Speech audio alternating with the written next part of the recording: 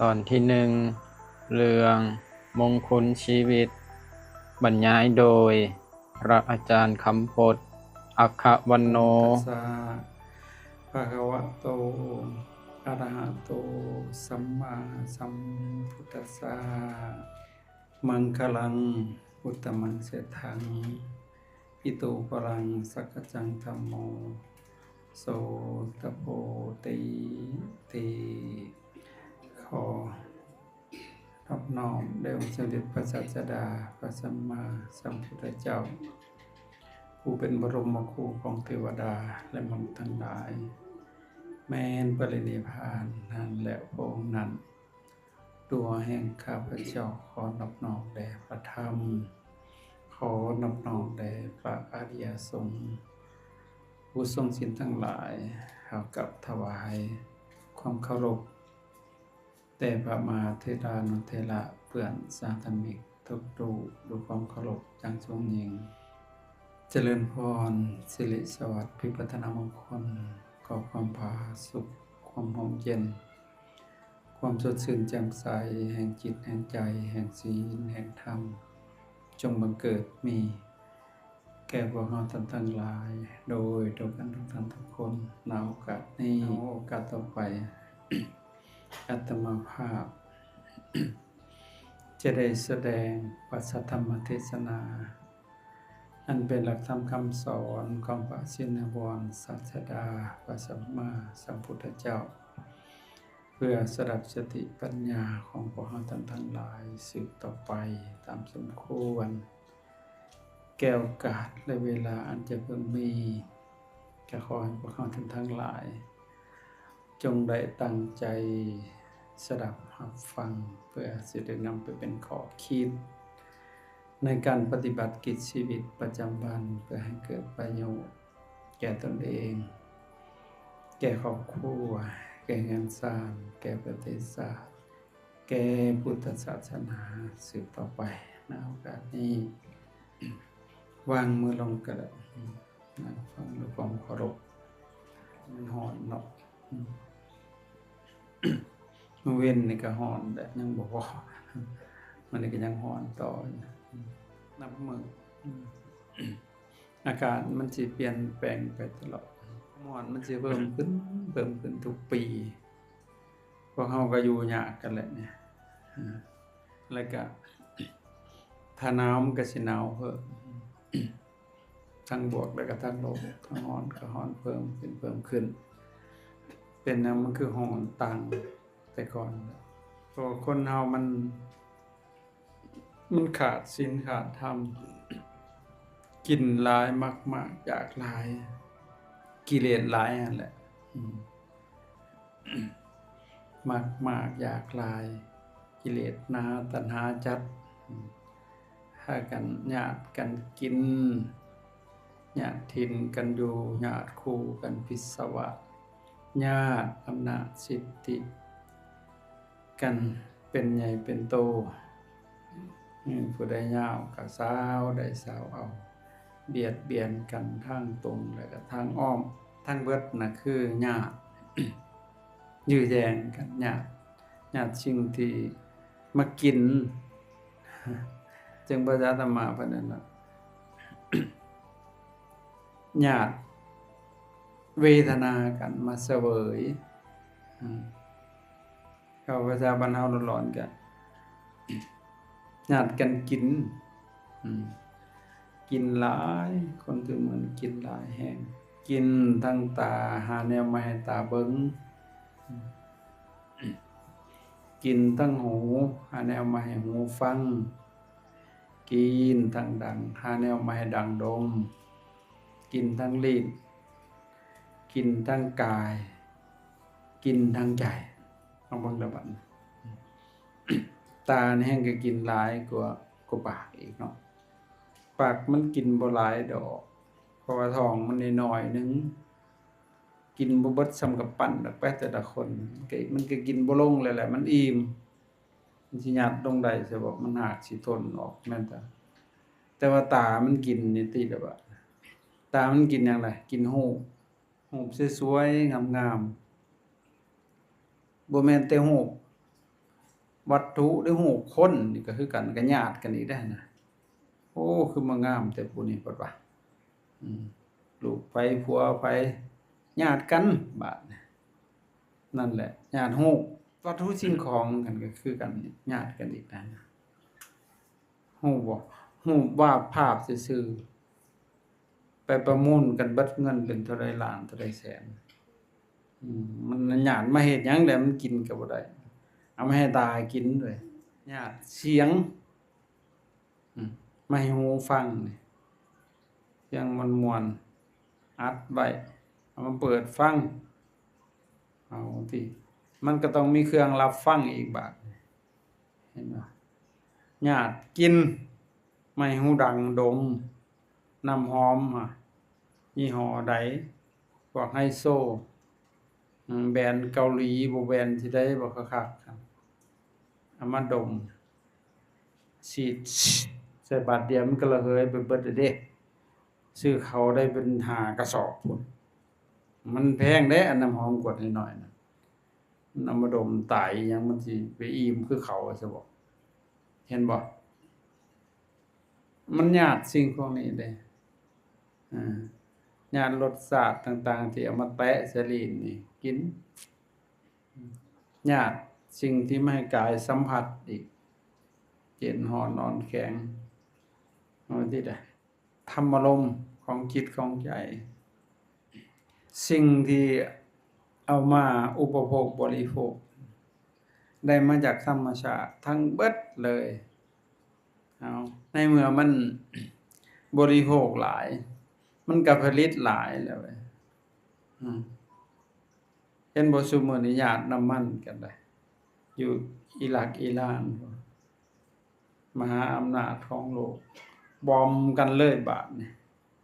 เอาญาติกัดธรรมศาสตร์กันไผก็อยากได้อยากได้มันมีความโลภนะครับบ่พอ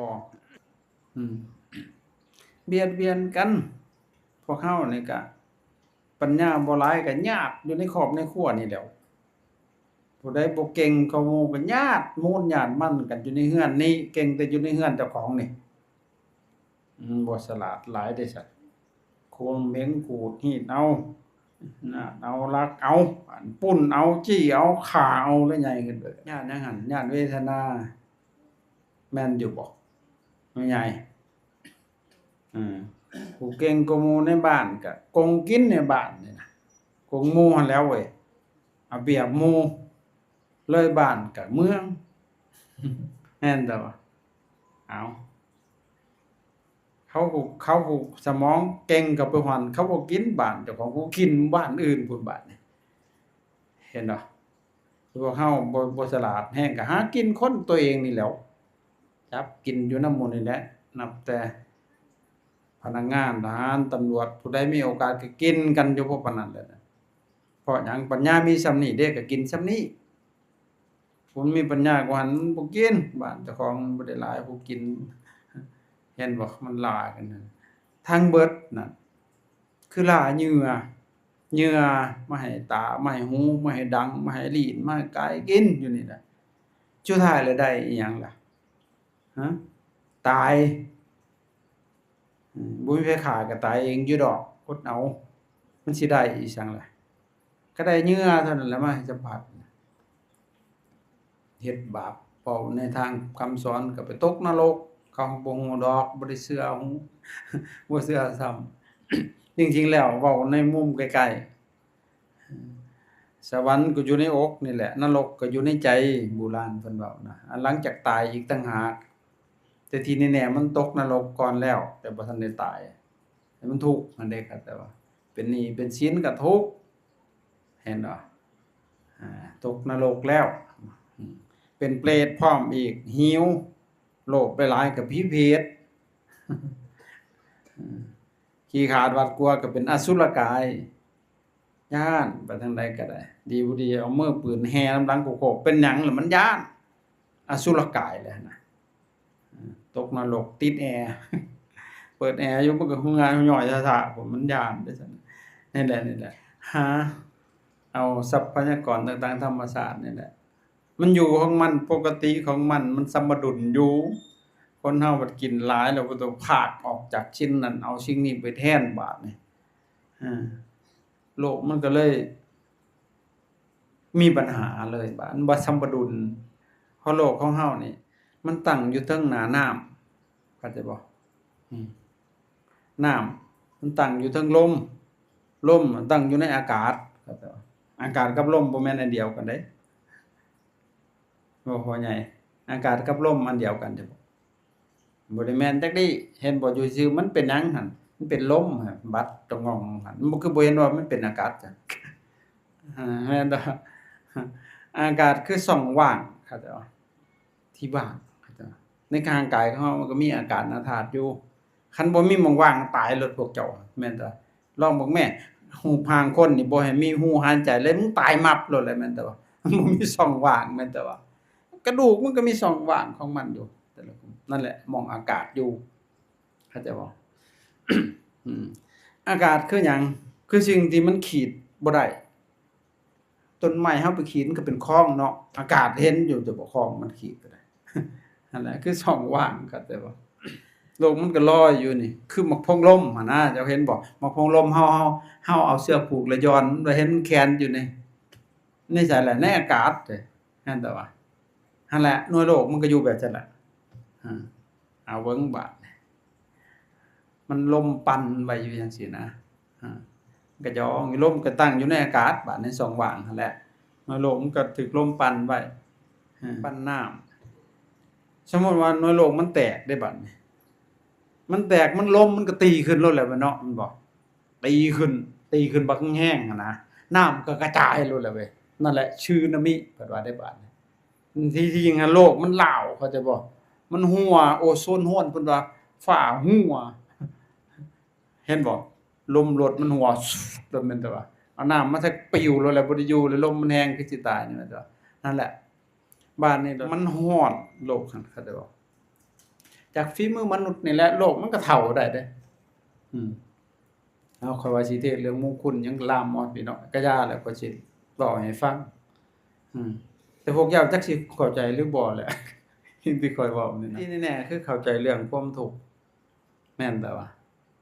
มันทุกข์เพราะว่ามันกินหลายนี่แหละคนน่ะเข้าใจบ่มันโลกมันเดือดร้อนเบิดแล้วมากินหลายก็ต้องผลิตหลายเพราะสิ่งที่เราเอามาอุปโภคบริโภคได้จากธรรมชาติไปประเมินค่าไอ้วัตถุสิ่งของหั่นไปให้ราคามันก็เลยมีค่าเข้าใจบ่นั่นแหละเอ้ามึงดูไปให้ค่าไม้ต้นหนึ่ง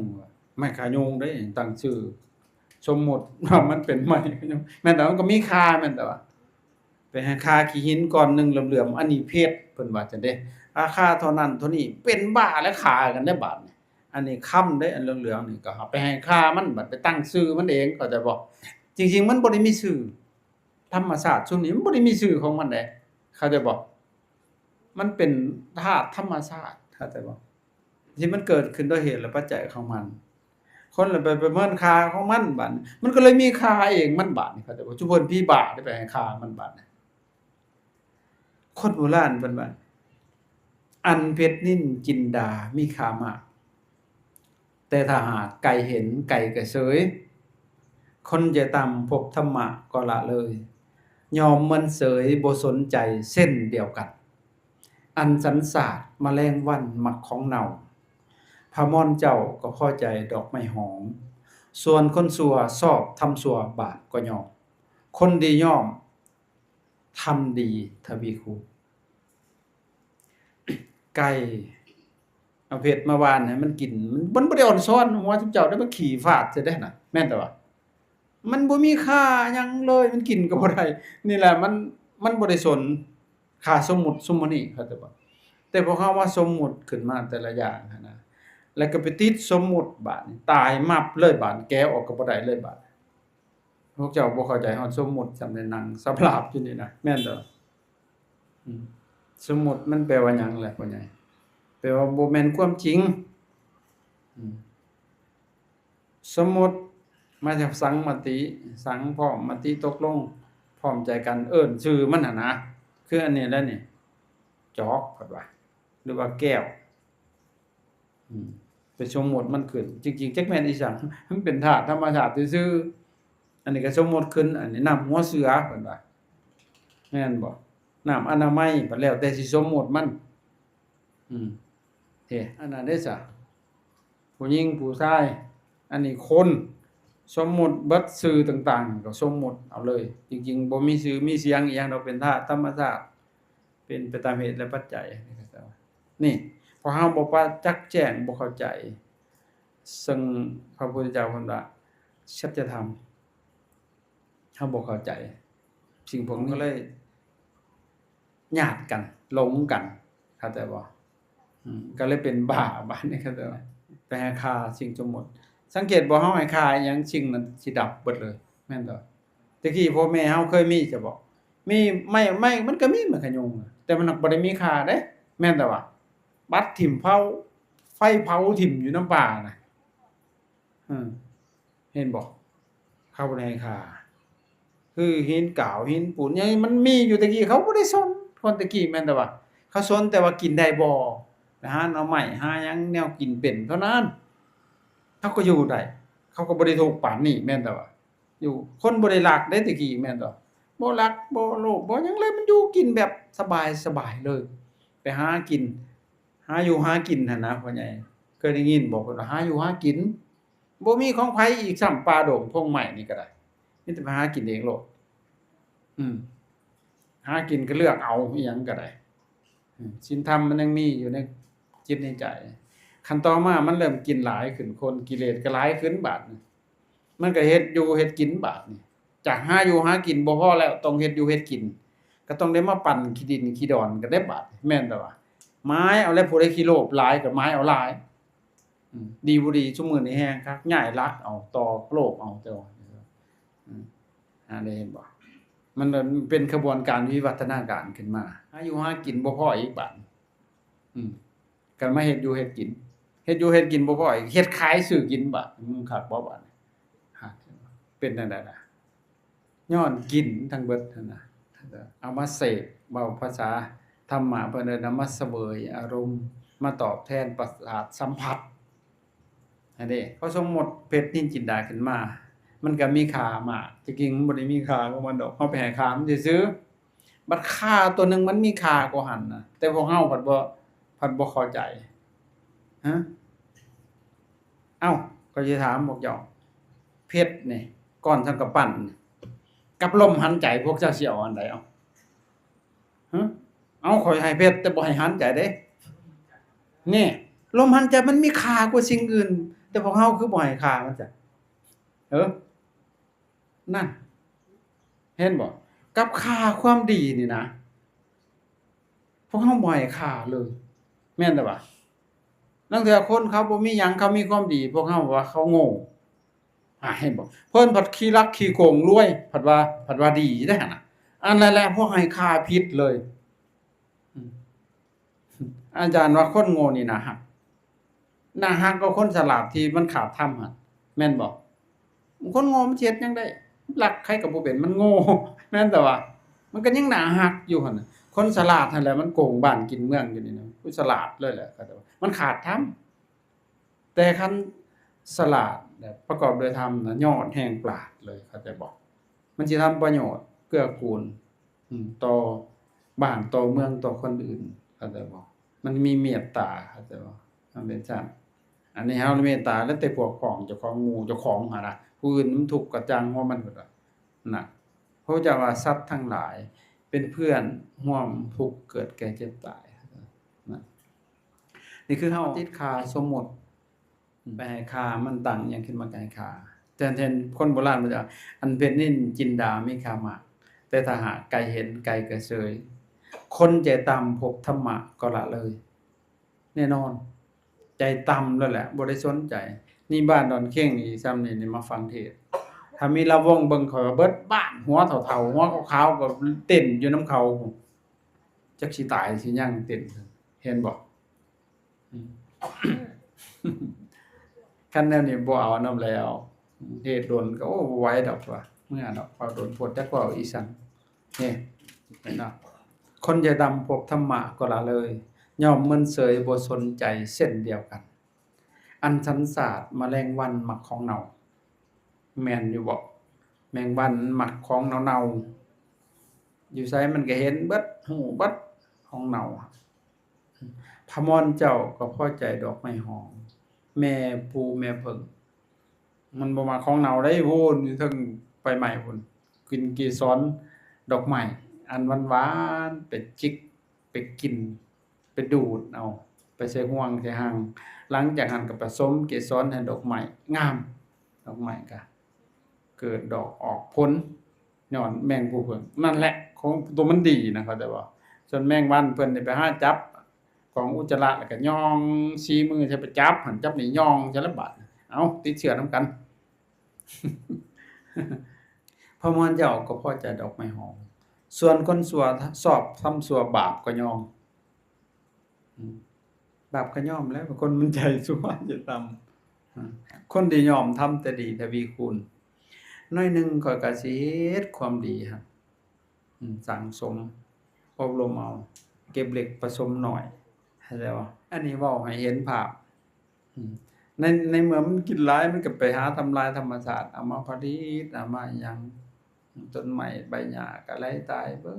ดบ้านนี่มันก็ร้อนแหละเบิ่งตินี่ต้นม่วงต้นเดียวน่ะห่มมาอยู่เบิดบ้านมันแล้วเพิ่นไปทางมันไปตัดก้านหั่นกิ่งมันออกเบิดบางคนน่ะอาตมาเห็นไปเลื่อยไม้ตัดต้นไม้บักใหญ่ลงบ้านแดดบ้านเพิ่นอยู่บ่ได้เพิ่นไปซ่อนอยู่ในเงามันต่อมันหั่นน่ะอันมันขดๆน่ะมันเพิ่นมีร่มเนาะหั่นน่ะอ๋อคันมันเว้าได้มึงอยากชนร่มกูมึงสิฆ่ากูเฮ็ดหยังมันสิว่าบ่จักตัดต้นมันทิ่มแล้วเพิ่นไปชนคอนมันบัดเห็นบ่อันนั้นแหละมันบักเนรคุณคักๆเลยบ่แม่นหนึ่งในหันบ่พวกเราธรรมชาติมันสมบูรณ์ของมันอยู่แล้วพวกเราไปทำลายมันบาดนี้มันร้อนเด้ตะกี้นี่โอ้แต่คราวยังน้อยนี่เขาเคยมาในวัดตัวนี้มาบุญมันหกแต่ต้นไม้มันหลายตะกี้น่ะอ้อมเบิดเลยขี่รถผ่านมานี่อุ้ยมันมืดตึบมีไก่ป่าก็หยังเดี๋ยวนี้มันสิย่างบ่มันไหลตายเบิดแหละต้นไม้ก็ไหลตายเบิดอ่ะภูก็ยังไหลตายภูเขาเป็นหยังจังไหลตายมันขุดเอาแก๊สเอาก๊าซธรรมชาติเอาบ่อเงินบ่ค่ำนี่แล้วภูเขาก็ไหลตายซั่นล่ะบัดนี้ต้นไม้ก็ไหลตายเบิดต่อไปพวกเราก็สิไหลตายบัดนี้มันสิขาดออกซิเจน มันร้อนแล้วออกจากวัดไปคิดง้อเลย มันร้อนอยู่วัดก็เริ่มร้อนขึ้นกว่าเก่าแต่ก็ใครแหน่มันมีต้นไม้หลายแล้วก็พออยู่หั่นน่ะออกจากวัดไปแล้วโอ้พออยู่ยากเลยมันร้อนรู้ต่างๆที่เฮามาสร้างเลยก็เฮ็ดให้ร้อนคือกันอีกแต่ว่าร้อนแต่พอแต่แม่เฮามันคือบ่ร้อนมันเย็นมันหนาวฝนฟ้ามันก็ตกต้องตามฤดูกาลนั่นคือคนมันยังมีศีลมีธรรมอยู่นกแต่ก่อนเขาจะว่าธรรมชาติยังสมบูรณ์คนบ่ได้ทำลายเด้มันก็น่าอยู่หั่นน่ะย้อนหลังไปจัก30 ปีมันร่มเย็นดีแต่ว่าต่อไปนี้นี่เอาแล้วเละเทะแล้วบ้านจักสิเกิดหยังขึ้นแล้วรุ่นหลังมามันร้อนมีแต่ป่าคอนกรีตเลยบัดนี้เรือนก็เป็นคอนกรีตเบิดบ้านทุกสิ่งอย่างมันก็ร้อนเผาผลาญเอาบ้านนี้สิเข้าบูสู่บทเทศน์เนาะอันบางอย่างบ่ได้เทศน์ได้จมให้ฟังมันร้อนหลายก็เลยจมสิจงให้ข้อเฒ่าแล้วพุ่นจ้ะเนาะ เริ่มจมแล้วคนรุ่นหลังก็บ่ฮู้เรื่องเนาะเพราะว่าสูตรไปแล้วเมื่อกี้นี่แต่ว่าพวกเราบ่เข้าใจสูตรไปสูตรมาอยู่นี่แหละทั้งพระทั้งโยมก็รัตนาให้พระสูตร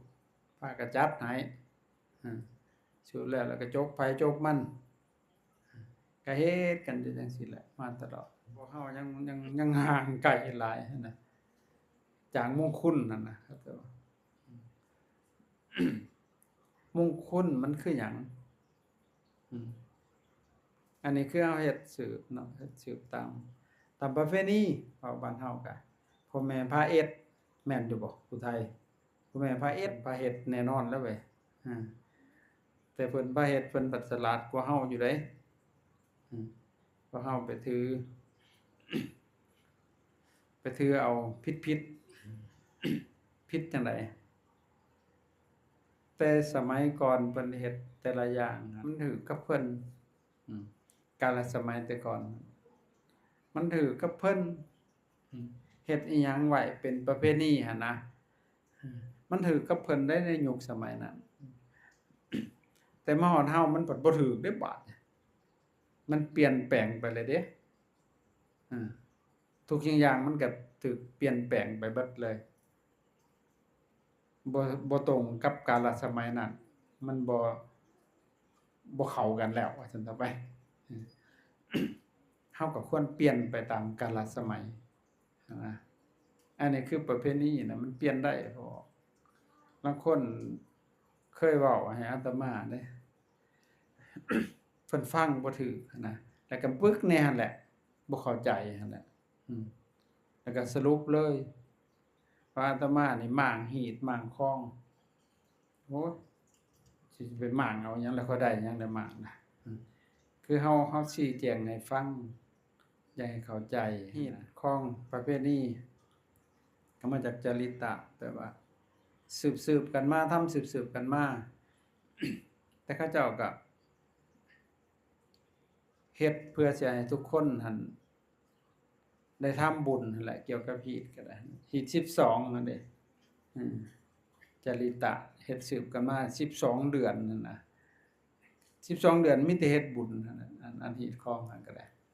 คองนี่มันเป็น ระบบการปกครองคือระเบียบของสังคมหั่นน่ะคือกฎหมายบ้านเมืองนั่นแหละคันมันคองเพิ่นเอิ้นคันลองหั่นน่ะแต่ว่าหีดนี่ เป็นวิถีชีวิตดำเนินชีวิตเกี่ยวกับการสร้างน้ำกับทำบุญแต่ละเดือนหั้นนะให้มีบุญจนเป็นฮีตนั่นแหละสืบกันไว้หั่นน่ะนับตั้งแต่เข้าพรรษาก็เป็นบุญเข้าพรรษาต่อมาหลังจากนั้นก็เป็นบุญฮ้อข้าวไว้อีกเด้ฮ้อข้าวประดับดินฮ้อข้าวสลากกะพัดนั่นเด้แล้วก็บุญออกพรรษาบุญกฐินไล่ไปอันนี้ตั้งไว้เป็นฮีตเลยฮีต12เดือนนั่นแหละของ14ก็คันลองเกี่ยวกับระบบ ระเบียบของสังคมต้องได้ปกครองกันด้วยข้อบัญญัติต่างๆนั่นแหละข้อห้ามต่างๆนั่นแหละให้ทุกคนต้องได้ทำตามอันเด้ถ้าคนเฮาอยู่ผู้เดียวมันก็บ่ต้องไปตั้งอันอิหยังขึ้นมาหั่นนะถ้าอยู่หลายคนมันก็ต้องตั้งระเบียบขึ้นเพื่อจะอยู่ร่วมกันได้อย่างสันติสุขเข้าใจบ่อย่างสงบสุขนั่นแหละเขาจะตั้งขึ้นมันก็ถือกับยกเขาเจ้าต่างๆพิธีกรรมต่างๆแต่มาฮอดยกเฮามันบ่ถือเฮาก็ต้องเปลี่ยนให้มันถือให้มันแทนเหมาะกับสถานการณ์ณปัจจุบันเข้าใจบ่บ่แม่นว่าบ่แม่นว่าเปลี่ยนบ่ได้เด้บ่ได้ผิดหยังจักดีแฮงก็ดีซ้ำแต่ว่าสิ่งใดที่มันเกิดประโยชน์อยู่หั่นน่ะก็คงไว้พระพุทธเจ้าเพิ่นก็ เพิ่นบ่รื้อถอนในคันสิ่งใดเป็นประโยชน์เพิ่นก็คงไว้เลยแต่สิ่งใดบ่เป็นประโยชน์เพิ่นก็ปฏิเสธแต่สิ่งใดเป็นประโยชน์เพิ่นสิรองรับโลดพระพุทธเจ้าแต่พวกเฮาว่าจักเป็นอีสังบาดนะสิ่งใดเป็นประโยชน์ปทิ่มเบิด ไปฮุบเอาแต่สิ่งบ่เป็นประโยชน์ หั่นมันกลับกันเลยอย่างเช่นศีล5นี่เด้ศีล5นี่บ่แม่นพระพุทธเจ้าบัญญัติเด้มีมาก่อนพระพุทธเจ้าเกิดอีกเข้าใจบ่เขาเจ้าปกครองกันมาเข้าใจบ่พระพุทธเจ้าอุบัติบังเกิดขึ้นโอ้เพิ่นก็รองรับเลยเพิ่นรับรองเลยเพิ่นก็บ่ออกจากขอเลยเด้อหั่นน่ะมีแต่เพิ่นมาตืมใส่บาตรเนี่ยเพื่อสิให้มันปานนีตละเอียดขึ้นไปอีกหั่นเด้เป็นศีล8ข้อมาเพิ่มอีก3ให้เป็น8เพิ่มอีก 2อีกเป็น10หั่นน่ะศีล5ศีล8ศีล10ถ้าพระภิกษุก็ศีล227เพิ่มขึ้นมาอีกถ้าเป็นภิกษุณีก็311จังซี่นะคือเพิ่นเพิ่มขึ้น เพื่อสิให้มันเอื้ออำนวยต่อการประพฤติปฏิบัตินั่นเพิ่นบ่ได้รื้อถอนเลยมันดีอยู่แล้วเพิ่นก็รับรองเลยหั่นนะอาตมาก็คือกันบ่ปฏิเสธสิ่งใดที่ว่ามันดีหั่นนะมันเหมาะสมกับกาลสมัย เคผ่านเฮาก็บ่ไปแอนติแต่ว่าสิ่งใดมันบ่เป็นประโยชน์บ่เอาด้วยแหละอาตมาบ่ทำนำหั้นนะ แต่ว่าพวกเฮานี่นะอืมคันสิเว้ามันก็เป็นแต่พระไปเอาตีพระซะก่อนเนาะพ่อใหญ่อืมพระปฏิมาโยมเด้เขาบ่ฟังเพิ่นว่านี่โยนกันไปกันมาพระก็ว่าโยมบ่เอานำด้วยโยมเพิ่นว่าพระบ่เอาเบิ่งดูบาดไผถูกไผผิดบาดพ่อใหญ่แต่อาตมาสิโทษพระไปขอโทษเด้อพระขออภัยโทษเบิดนี่แหละผู้ใดเฮ็ดผิดเด้เพราะผู้เจ้าบ่ได้สอนจังซั่นเด้จ้ะพระผัดไปแค่โยมได้บาดนี่มันก็แม่นอยู่พระน้อยๆเนาะโยมผัดแก่กว่าบาดโยมทำแก่กว่าบางบ้านนั่นนะอุปชาอยู่บ้านสมภารปัจจุบันโน้ยเจ้าหาก็บวชนะครูเพิ่นว่าคันบ่เฮ็ดแล้วหนีเพิ่นว่าไล่พระหนีได้บางบ้านนะเพิ่นใหญ่กว่าดีบ่ดีเพิ่นเคยบวชอีกจ้อยเพิ่นว่าเฮ็ดผิดๆหั่นแล้วมันบ่พัฒนาหั่นนะเข้าใจบ่เพิ่นเอิ้นว่าทิฏฐิมานะพระบ่มีความรู้ความรักปานใดหั่นนะโยมบ่อยากเฮ็ดคือเพิ่นเคยเฮ็ดหั่นแหล้วคือเฮ็ดพิธีรีตองอิหยังต่างๆนี่แหล้วอันพวกหมู่นี้เฮาไปตั้งขึ้นมาใหม่เด้อันนี้นะมาลุงตุงนังนี่นะบ่ว่าพระพุทธเจ้าสิไปเฮ็ดแนวนี้แม่นบ่โอ้ยระดับพระพุทธเจ้าเลยสันเทพแล้วเนาะยังสิมาเฮ็ดมายุ่งหยังแนวนี้น่ะเพิ่นละมีปัญญาก็ดอกหั่นน่ะเฮาเพิ่นเอาไปยัดใส่ปากพระพุทธเจ้า เพิ่นพาเฮ็ดเอาบาปกินหัวสำเร็จน่ะเข้าใจบ่นั่นเพราะฉะนั้น พระเฮานี่ ควรจะปฏิรูป ครูบาอาจารย์โดยเฉพาะพระผู้ใหญ่เอาบ่เว้าดอกพระผู้น้อยอาตมาบ่เว้าเอาผู้ใหญ่ว่าเฮ็ดเด้จ้ะเอาสมมุติคืออาตมาเนาะอยู่วัดอาตมาเป็นผู้ใหญ่กว่าหมู่เนาะลองเบิ่งข่อยพาเฮ็ดแนวบ่แม่นเอาอาจารย์พาเฮ็ดเขาว่าแน่แม่นบ่พ่อใหญ่นั่นเขาสิไปหาหยังผู้น้อย ผู้ใหญ่มันต้องแก้มาแต่พุ่นล่ะนี่แหละพวกเฮาน่ะมีแต่คุมอยากให้แต่เด็กน้อยดีเอาว่าในเฮือนเฮาซะ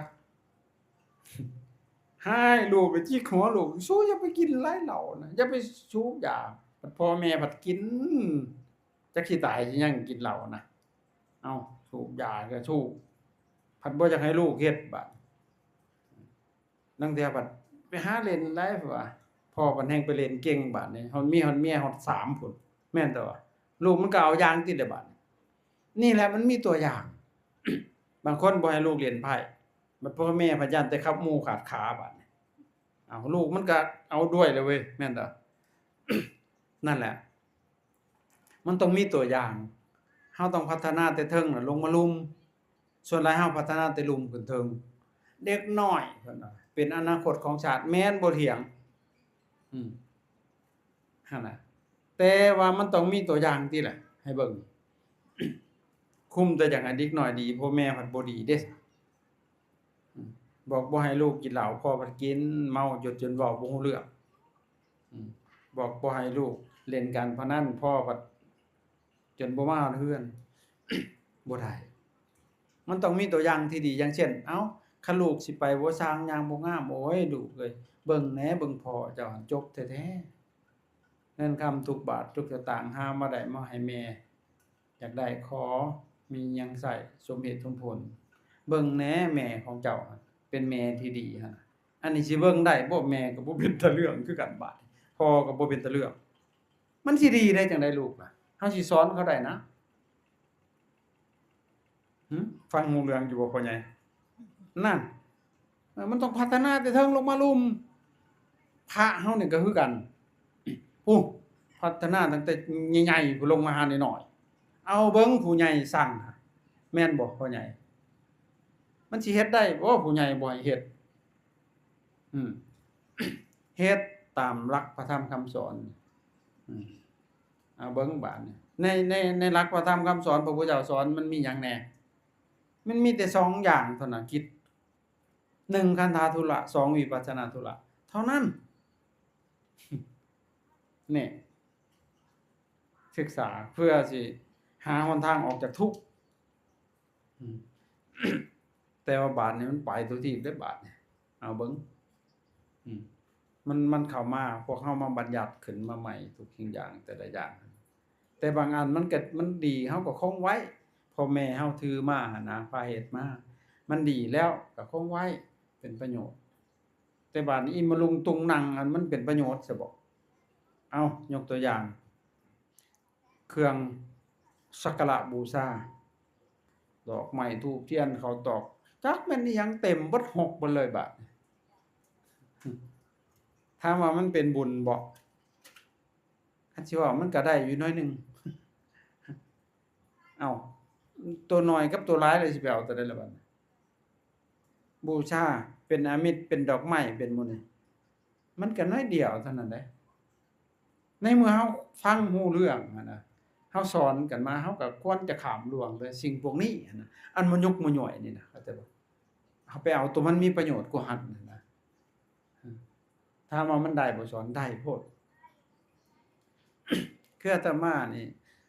บ่แม่นว่าเอาดีใส่เจ้าของได้ข้อยบ่เฮ็ดนำโดดได้ญาติโยมสิมาคุมให้ข้อยเฮ็ดบ่เฮ็ดเองโลด สิมาคุมข้อยบ่แล้วข้อยไปเฮ็ดดอกไม้ธูปเทียนอิหยังก็ว่าโอ๊ยอืม บ่มันหก เอามาก็ไปหาตัดต้นไม้อิหยังเอามาใส่ไปเมียนอีกสารพัดเลยหั่นมาทำความสะอาดเฮ็ดให้มันสะอาดสะอ้านนี่นะธูปหมู่นี้ข้อยก็เอาไปจูดไล่ยุงหั่นแหละยามฝนก็ได้ อันนี้บ่จักจูดธูปจูดเทียนอูดฮ้อนก็สารพัดอยู่เฮานี่คือเฮาบ่เข้าใจต้นสายปลายเหตุที่มามันเป็นจังไดหั่นน่ะ พอเฮามาเว้าบาดนี้ผิดเลยบาดผู้ใหญ่เพิ่นแฮ่งพาเฮ็ดซำบาด เอาหนูเฮ็ดพิธีดาวบาดนี้บ่ได้ง่ายเด้อือเจ้านายมาจุดเทียนเด้อบาดผู้รักผู้ใหญ่โอ้บ่ว่าผู้เจ้าสิให้มาจุด สิมาเฮ็ดแต่ซ้ำนี้หั่นน่ะเห็นบ่อืมอันนี้แนวคิดอาตมามันต่างหมู่อยู่บ่เอาด้วยแล้วนั่นน่ะพิธีรีตองต่างๆหั่นน่ะมาเน้นความทำความเข้าใจพี่สำคัญที่สุดครับว่าถ้าเข้าใจก็ข้ามล่วงสิ่งพวกนั้นเลยบ่ต้องไปสนใจมันเลยอืม นั่นแหละเฮาควรจะปฏิรูปซะทุกสิ่งทุกอย่างให้มันไปในทิศทางที่มันดีมันงามเป็นนั่นน่ะถ้าซั่นแหละเฮาเฮ็ดอยู่จังซี่ตลอดเลยบาดนี้เกิดขึ้นมาต่อๆกันเฮ็ดต่อกันไปเลยบาดนี้อุยุอาญะอยู่หั่นนะมันเลยบ่เกิดประโยชน์มันเสียเวลาไปทิ่มไปซื่อๆกับสิ่งที่บ่เป็นสาระบ่เป็นแก่นสารอืม ดอกไม้ ธูปเทียนไปซื้อมาเบิดเงินบ่ไกลหลายบ่แม่นน้อยเด้เอาเงินซุมนั้นไปสร้างสาธารณประโยชน์ยังเกิดประโยชน์กว่าอันนี้กว่าตัวสิให้มันมาหกซื่อๆเข้าใจว่านั่น เฮาควรจะมองเอาประโยชน์มันเฮ็ดหยังคือกันนั่นแหละเพราะหยังอานิสงส์น่ะแปลว่าประโยชน์มองเห็นประโยชน์มันพุ่นเฮาจังกระทำสิ่งใดที่เกิดประโยชน์หลายเฮาควรทำสิ่งนั้นนั่นแหละอันนี้เฮาเอาไปตลอดเลยบ่ว่าสิเป็นจังได๋เคยเฮ็ดมาแล้วคันบ่เฮ็ดก็บ่แล้วครับว่านั่นแหละ เฮาบ่สละมันบ่เกิดกุศลบ่เกิดสติบ่เกิดปัญญาขึ้นเด้ฉะนี้มงคลนี่ มงคลคือความดีสิริคือความงามความดีงามของชีวิตข้ามงคลนั่นน่ะเฮ็ดแนวใดชีวิตของเฮามันสิดีงามขึ้นนั่นน่ะนั่น เฮาละไปเน้นตั้งแต่วัตถุมงคลหรือว่าพิธีมงคลนั่นน่ะเกี่ยวกับเลิกหาหน้าที่พวกนี้คือกันแหละเพราะเฮาก็ไปเน้นเสียเหลือเกินเลย ในสังคมของลาวเฮานี่ ถือแห้งได้ตัวนี้เนาะพ่อใหญ่แม่ใหญ่ ถือมื้อถือวันนี่ถือแท้ๆได้นับตั้งแต่สิปลุกเรือนสิขึ้นเรือนคือบ่ยากแต่นำมื้อนำวันแต่หามื้อหาวันสิแต่งงานลูกสาวก็โอ้ยมื้อใดงามเพิ่นว่ามันสิงามตายมันยังมื้อใดก็คือเก่าแล้วแม่นแต่ว่าวันจันทร์ถึงวันอาทิตย์จันทร์อังคารพุธพฤหัสศุกร์เสาร์อาทิตย์วันใดงามมันบ่ออกเนาะมันสิงามมันบ่ได้เห็นฮอดโตมันวันก็ได้เนาะแม่นบ่ฮะพันว่าวันน่ะจบวันนี้แข็งวันนี้อ่อนเพิ่นว่าบ้านำกันเบิดบาดเอาขออภัยเว้าแรงแหน่เออ มันบ่ได้มีอีสังเฮาไปบัญญัติมันขึ้นอันวันนั่นก็ได้แม่นเด้อเฮ้อเฮาไปบัญญัติมันขึ้นเองเด้พ่อใหญ่แม่นเด้ออืมมันก็เลยมีทั้งที่มันบ่ได้มีได้หึมันบ่ได้มีดอกจะไปติดสมมุตินั่นแหละเนาะสมมุติเจ้ายังบ่ฮู้เรื่องจำเพิ่นว่าเพิ่นติดสมมุติบัดถามสมมุติไปแล้วยังเพิ่นบ่ฮู้เอาแสดงว่าบ้าบ่ฮู้เรื่องเห็นบ่มันบ่ได้มีแต่ว่าเฮาไปติดสิ่งที่บัญญัติขึ้นนี่เข้าใจบ่เฮาบัญญัติขึ้นมาเองนั่นน่ะเฮาเไปหลงเสียเองนั่นน่ะติดเองคือกันกับลิงติดตังฮู้บ่มันมันติดมือมันก็ถูเนาะถูฉะนั้นก็ติดแต่หม้องนั้นถูจะหม้องนั้นก็ติดหม้องหันแล้วแม่นบ่ตังนี่เนาะถูสิหัวมันก็ติดหัวมันบัดนี่แม่นบ่กำเข้าอีกจักหน่อยแบวบ่ได้เลยบัดนี้มันติดมือมัน นั่นแหละก็ติดแล้วบาดเลิกหาหน้าที่มื้อดีวันดีเลือกแล้วไอ้มื้อได้งามเพิ่นโอ้มื้อนี้จบเพิ่นว่าจังได๋ มื้อนี้งามเพิ่นว่าโอ้มันคืองมงายแฮงแต่ว่า อันหามื้อครับเพิ่นหาความพร้อมได้โยมเอ้ยจำไว้เด้อหาความพร้อมของเฮาเองอย่างเช่นเฮาสิปลุกเรือนนี่เฮาน่ะมีความพร้อมส่ำใดสิปลุกเรือนน่ะความพร้อมในที่นี้คือ1มีเงินบ่มีวัตถุสิ่งของมีสถานที่มีสร้างมีหยังครบเบิดบ่นั่นแหละคือความพร้อมเข้าใจบ่บ่แม่นเงินก็บ่ได้มีเด้อือเฮาอยากเอามื้อดีมันนี่นะมื้อนี้มันดีหั้นน่ะอืม เพิ่นปลุกหั้นก็ปลุกเอามื้อซื่อๆเด้อือกับเพิ่นขึ้นเรือนก็ขึ้นเอามื้อเด้เข้าใจบ่อ้าวมันก็บ้าซั่นตัวมื้อมันบ่ได้มีอีสังหั่นน่ะเข้าใจบ่มันสิขึ้นไปเอาอีหยังล่ะ แม่นแต่ว่าปลุกเอามื้อมันมื้อนี้มื้องามเดือนออกใหม่เพิ่นว่าจั่งใดเดือนขึ้นมันสิขึ้นเพิ่นว่าจั่งใดก็เว้าแนวนั้นก็เป็นอันนั้นแหล้วเว้าเอามื้องามยามดีแล้วมื้อมีโชคมีชัยแล้วบัดปลุกเรือนเช้าเดียวอันปลุกอันมื้อดีเพิ่นน่ะเฮ็ดคือคนบ่เต็มบาทนี่คนบ่เต็มบาทเท่านั้นเด้ไปปลุกเรือนเช้าเดียวเนาะแม่นแต่ว่ามันสิดีจังได๋เรือนเช้าเดียวน่ะฮะข้อยนี่คันมื้อดีนี่มื้อมันมีเงินพร้อมเบิดปลุกให้มันแล้วไวๆโลดแหล้วเว้ยมันพร้อมเนาะนั่นแหละมื้อดีอันนี้เพราะว่ามื้อดีว่าเครื่องมันก็บ่พอไปหายืมหากู้เขาอยู่อิหยังก็มันบ่ได้ดีดอกมื้อแนวนั้นน่ะมื้อจิบหายแล้วแหละมื้อนั้นน่ะมื้อเสนียดจังไห้โลดแหล้วน่ะหั่น นั่นแหละบางเทื่อก็หาข้ามปีพุ่นเด้โอ้ปีนี้ปีมะโรงเด้เพิ่นว่าปลุกเรือนบ่ได้แม่วาดอยู่บ่แม่วาดปีมะโรงเพิ่นว่ามันปลุกมีได้เพิ่นว่าปีนี้มันปีมะโรงเพิ่นว่าอ้าวมะโรงแล้วมันเป็นหยังอาตมาว่าบ่มีเอาอุ๊ยย้านเพิ่นว่าปีมะโรงมันจังไห้เสด็จเพิ่นว่าปีมะโรงเพิ่นน่ะเอ้าข้อยก็ถามคืนโลดติข้อยก็ปีมะโรงมีคนเกิดบ่ข้อยว่าเกิดแน่แต่ว่าเกิดมาตายยังมันบ่ได้ดีเช่าปีมะโรงห้ามนอนนำกันมันสิเกิดลูกปีหยังก็ยังนำเอาเบิดแม่นแต่ว่าคันเฮ็ดดีให้ตัดมันแต่ต้นผู้บ่ให้หัวมันเกิดโลดมันสิบ่ดีเห็นบ่นี่คือพวกเฮาเข้าใจผิดอย่างใหญ่หลวงเลย แต่ก็ผิดอยู่หั่นแหละบ่ได้ยอมเปลี่ยนเด้อันเฮาบอกดีๆมันมาร้ายเฮาซ้ำบาดนี่ เอ้าโง่อยู่หั่นแหละคิดในใจแล้วว่าอาปัญญาอ่อนพวก อันพวกซ้อนกับพวกทิศพวกจานนั่นเด้แต่ปฏิบาปคักอาตมาว่าสอนผิดเด้มันก็บาปแหละ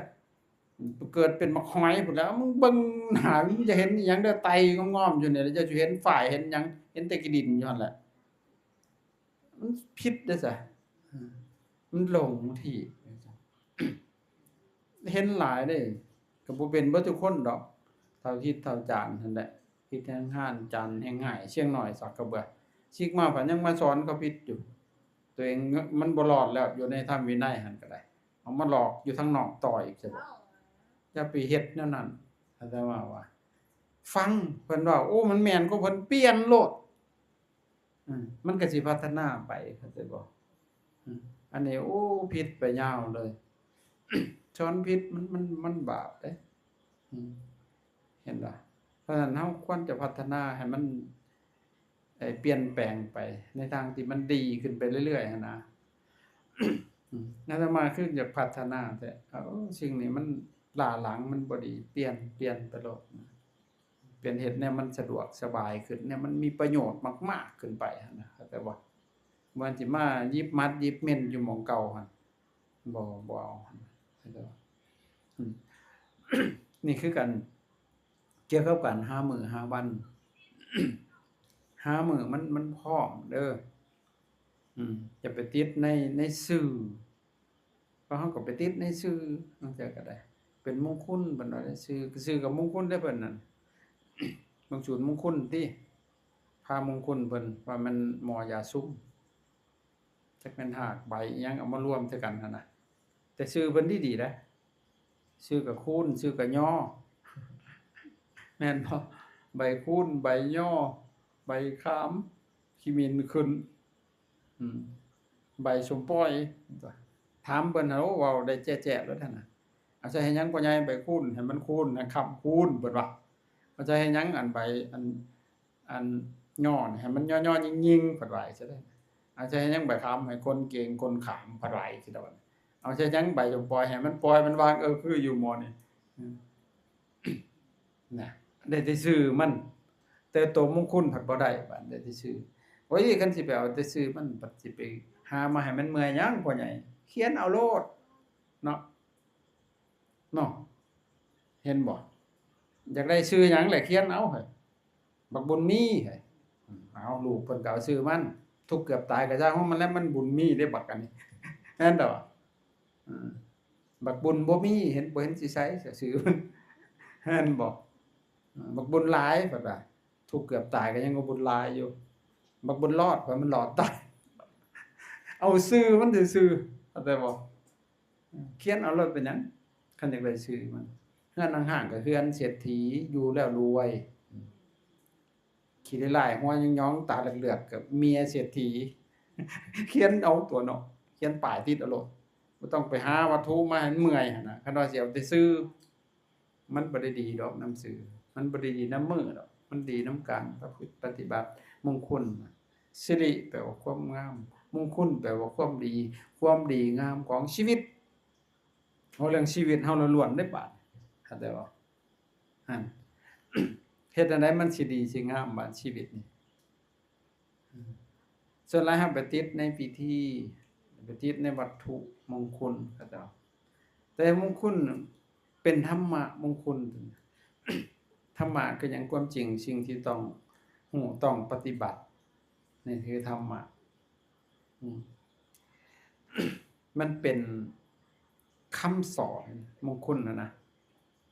แต่เฮาก็สูตรก็บ่เป็นหยังดอกคันฟัง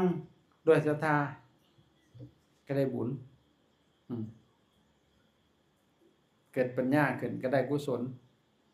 เข้าใจบ่ฟังสูตรนี่ได้บุญเฮ็ดให้จิตใจสงบอยู่ได้ฟังอย่างเดียวบนสูตรบ่รู้เรื่องแต่เฮาฟังอันนี้ก็เป็นบุญอยู่ได้เฮ็ดให้จิตใจมันสงบไปชั่วขณะแต่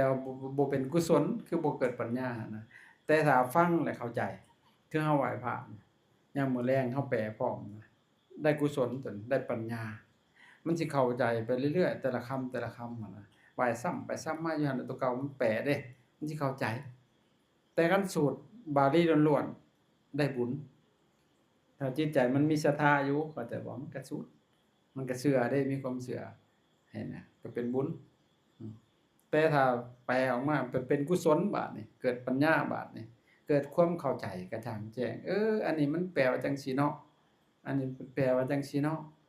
ให้มันเกิดปัญญาครับจะบอกหั่นแหละ เพราะฉะนั้น เฮาควรจะมาชี้แจงกันให้มันชัดเจนให้เข้าใจเรื่องเกี่ยวกับมงคลนี่นะ แต่ว่าสิ่งที่นำมาเพื่อความเจริญก็แม่นมงคลนะเหตุที่นำมาซึ่งความเจริญเจริญให้แก่ชีวิตของเฮานี่แหละที่เริ่มแต่ต้นๆก็เป็นคำสอนพระเฮาสูตรเทศน์โดนโพดบ่จังนี่เนาะยังบ่ทันฮอดเข้าหาแก่นสารสาระหยังเลยบาดนี้เคลียร์โพดเนาะ ตั้งแต่รัสโตวาเพิ่นสุดดัสโตวาโจรโตวามนุสโตวาอัคคีโตวาอุทธกะโตวาปิชจะโตวาคานุกะโตวากันดกะโตวานัคขตะโตวาเอ้ามีโตวาว่า มันเป็นคำสอนนั่นเฮาสูตรก็บ่เป็นหยังเฮาบ่อยากสูตรก็บ่ได้เป็นหยังอีกแน่น่ะเอามาเว้าในนี่โลดมาแปลมาเว้าอธิบายให้ฟังนะแล้วเฮาสิเข้าใจแล้วมันสิบ่ได้จำเป็นเลยว่าสูตรหรือบ่สูตรแต่ว่า มาทำความเข้าใจแต่ก่อนนั้นมันเป็นภาษาเพิ่นพระพุทธเจ้าแล้วก็ แต่ครั้งพุทธกาลเพิ่นสิใช้ภาษากลางภาษาบาลีหั้นนะภาษาบาลีนี่เป็นภาษาท้องถิ่น คนบ้านนอกบ้านนาเข้าใจเบิดบ้านนี้ภาษาในวังแบบภาษากุดีภาษาสันสกฤตคนบ้านนอกมันเว้าบ่เป็นเด้เนาะเห็นบ่พวกในวังเพิ่นเอิ้นอิหยังก็ศัพท์ราชาศัพท์น่ะอย่างเช่นกินข้าวก็ว่าเสวยผักกะหยานเพิ่นว่าจังได๋เฮาก็สิเสวยบ่สแตกเพิ่นว่าจังได๋บ่แม่นแต่ว่ากินเพิ่นว่ามาเด้อกินข้าวเด้อมาเด้อรับประทานอาหารรับประทานอาหารก็เป็นภาษาอันราชการบ้านเฮาเนาะรับประทานอาหารเด้อเชิญๆๆๆเพิ่นว่าแม่นแต่ว่าเด้คันเชิญๆๆๆคันพระผัดนิมนต์เพิ่นว่าราธนานิมนต์เพิ่นว่าจังได๋น่ะเห็นบ่แต่คันภาษาศัพท์ มันก็ต่างกันไปเห็นบ่ไอ้ตายหั่นเด้สวรรคตเพิ่นว่าจังได๋บ้านเฮาเพิ่นว่าแม่นหยังมรณะเนาะบ่มรณะกุจีบก็แม่นเนาะเอาข้อยเว้าหลายๆภาษาเว้าภาษาอังกฤษก็ได้ดอกนั่นแหละนี่ภาษาอันท้องถิ่นเว้ากันสิเข้าใจง่ายคนทั้งหลายสิเข้าใจบัดถ้าเพิ่นมาสอนเป็นภาษาสันสกฤตพวกอยู่ในนอกวังมันสิเข้าใจบ่จ้ะบ่จักเจ้าค่ะเจ้าขาเพิ่นว่าอิหยังต่างๆเป็นราชาศัพท์หั่นน่ะมงกุฎราชกุมารอิหยังต่างๆชื่อมันยาวๆเป็นราชาศัพท์มันแล้วคนบ้านนอกมันเข้าใจยากนะมันบ่ติดดินพระพุทธเจ้าก็เลยใช้ชื่อเป็นภาษาบาลีเอิ้นภาษามคธภาษาบาลีสอนอาตมาว่าอย่างเช่นถ้าหากว่าเฮาสิไปสอนลาวเทิงเนาะให้คนลาวเทิงน่ะไปสอนเขาเองเขาเว้าภาษาเขาเองเขาสิเข้าใจเรียนจากนี่แหละจากภาษากลางจากบาลีนี่แปลออกมานี่จังซี่อย่างกินข้าวนี่ภาษาลาวเทิงเขาว่าหยังจะโดยจังซี่นะเห็นบ่ให้เขาไปสอนกันนั่นน่ะเขาจะคันเฮาหมายมันบอกว่าเขายากได้แม่นบ่สิไปสอนสิไปแปลหลายๆชั้นอีกแม่นบ่ให้แหละสมมุติสิไปให้ผู้ไทยนี่ให้ผู้ไทยสอนมึงเอ็ดไปเลยจังซี่นะจังซี่นะเขาสิเข้าใจเนาะผู้ไทยเว้านี่คักๆข้อยก็บ่ได้เข้าใจเด้เว้าไว้นี่จักแม่นหยังข้อยก็ต้องจึ้งฟังคักๆเด้มีบ่มีเพิ่นว่า ไม่มีเพิ่นว่าอีกเด้เอ้ามันก็ยากคือกันแม่นบ่เฮาต้องฟังจึ้งใจหั่นเด้แต่คันคนเขาเจ้าเว้ากันเองนี่ตอนเงาใส่กันก็ยังฮู้แม่นบ่นั่นแหละมันเป็นภาษาเพิ่นก็เลยบ่ต้องแปลแล้วเว้ยสิไปแปลคือเฮาเว้าภาษาลาวได้ต้องแปลภาษาลาวอีกอยู่บ่ได้แปลแม่นแต่ว่านั่นแหละแต่ถ้าคนต่างประเทศมาเฮาต้องแปลให้มันฟังแปลเป็นภาษามันได้บัดนี้หั่นเด้เข้าใจบ่นี่แหละเพราะฉะนั้น มันจำเป็นที่สุดมันต้องมาแปล แต่ละประโยคอะนะอย่างเช่น ราชโตวาภัยอันเกิดจากราชภัยก็ดีอันนี้เฮาบัดเอามาชูชนะบัดเอามันก็กลับกันตัวบัดนี่แม่นแต่ว่าชูชนะพันสิให้เป็นมงคลบัดนี่เอามันก็สิบ่แม่นเป็นอัปมงคลซะบ่บัดนี่ แม่นบ่พ่อใหญ่เอ้าราชโตวาภัยอันเกิดจากราชภัยก็ดีราชภัยเนี่ยคือหยังแต่ก่อนนี่ชาติบ้านเมืองของเฮานี่มันสิปกครองกันโดยกษัตริย์แต่ครั้งพุทธกาลมาเด้ พระพุทธเจ้าเพิ่นก็เกิดในตระกูลกษัตริย์เข้าใจบ่นี่ก็ปกครองกันอืม ปกครองกัน เป็นเป็นระบบกษัตริย์ เมืองลาวเฮาก็มีกษัตริย์แต่ก่อนเข้าใจบ่นี่แหละผิดต่ออันกษัตริย์เพิ่นเอิ้นว่าราชภัยเข้าใจบ่ราชโตวาภัยอันเกิดจากราชภัยก็ดีอย่าไปเตะต้องได้หมิ่นเบื้องสูงเพิ่นว่าฆ่าเก้าโสโคตรเพิ่นว่าบ่ได้สืบสวนอิหยังเลยบานผิดไผก็ประกันเอาบ่ได้ฆ่าทิ่มเลยนี่นั่นน่ะคือราชภัยคันแม่นว่าซุมื้อนี้ได้ซะผิดหยังผิดต่อกฎหมายบ้านเมืองความมั่นคงของชาติแม่นแต่ว่านั่นแหละชีวิตระบอบจังซี่นะเขาเจ้าฆ่าทิ่มเห็นบ่มันโทษหนักจังซี่นะนั่นในราชภัยโจรตวาก็ได้ภัยอันเกิดจากโจรก็ดีโจรมันไปหาปุ้นหาจี้หั่นเด้ตะกี้มันมีป่าไม้หลายเนาะคนสิไปหันไปนี่มันสิจอบปุ้นหั่นนะเข้าใจบ่โจร500เพิ่นว่าแต่มันสิฮอด500ตายยังโจรมันก็2จำบักนั่นแหละแต่มันต้องเฮ็ดให้บ้านเมืองเดือดร้อนเป็น500 600นั่นเด้เขาเอิ้นบักโจร500ไปหาปุ้นหาจี้หั่นน่ะซุมื้อนี้โจรชุมนั้นมันบ่ปานใดดอกนี่โจรมันอยู่ในเรือนนี่ซุมื้อนี้น่ะผัวหั่นเป็นโจรน่ะเมียเจ้าก็เป็นโจรน่ะลูกเจ้าก็เป็นโจรหั่นเห็นบ่โจรน้อยๆโทรศัพท์หั่นก็โจรน้อยตัวหนึงเด้อหั่นน่ะผู้เฒ่าก็เป็นบ้าเคลียร์ไปเคลียร์มาอยู่นั่นน่ะขออภัยมูลค่าของทานบ่พอที่จะโทรหาเบอร์นี้ Sorry เพิ่นว่าอันโจรอีกเด้อนั่นน่ะกรุณาตืมเงินด้วยโจรหยังโจร Samsung โจร Apple แม่นบ่โจรนั่นน่ะโจร iPhone อืม เอาแล้วบัดนี้ติดโจรแล้วพวกเฮาก็ได้เนาะนอนเล่นเฟซเล่น LINE เล่นเป็นอยู่บ่แม่ใหญ่เล่น LINE เอออ่านท่านบ่เป็นก็แสดงว่าเจ้าบ่มีโจรในเรือนเฮามันอันตรายลูกเป็นโจรมันบ่มีธรรมก็จะบอกเฮาสิเชื่องอิหยังไว้มันก็เห็นเนาะคนในเรือนเนาะหมากับบ่เฮามันจำโจรซุมนี้มันป่นอยู่ตลอดทั้งกลางเว้นกลางคืนรหัสหยังก็ฮู้เบิดเห็นบ่โจรโตวามนุษย์สตวาภัยอันเกิดจากมนุษย์ก็ดีหอยมนุษย์นี่ใครอยู่กันมนุษย์นั่นมนุษย์นั่นที่มันเวรมนุษย์มันเป็นคนที่มีศีลห้าเนาะเป็นมนุษย์เป็นได้พอใจสูงมันสิสูงจะบ่ศีล5ก็บ่ครบมีแต่ศีล2ศีล3ก็ยังต่ำอยู่จะบอกยังเป็นมนุษย์บ่ได้เด้หั่นน่ะเป็นคนคันเป็นมนุษย์ต้องมีศีล5ครบบริบูรณ์เป็นมนุษย์นะอันนี้มีบ้างบ่มีบ้างบางคนนี่ข้อยเบิ่งนี่มีศีล2ศีล3ในแต่ละมื้อนี่บ่ได้ครบได้5แม่นบ่แน่คันพวกเจ้าศีล5ครบซุเจ้าก็เป็นมนุษย์แล้วมื้อนั้นกูเป็นมนุษย์อย่างสวยๆมื้อนี้เพิ่นว่าจักหน่อยจากมนุษย์ก็ไปเป็นคนแล้วบัดไปเป็นสัตว์ต่อไปเลยแล้วบัดสัตว์เดรัจฉานแล้วบัดเป็นมนุษย์เป็นได้เพราะใจสูงเปรียบเหมือนยุงมีดีที่แววขนถ้าใจต่ำก็เป็นได้แต่เพียงคนเสียดายคนที่เกิดมาไร้ค่านี่ล่ะ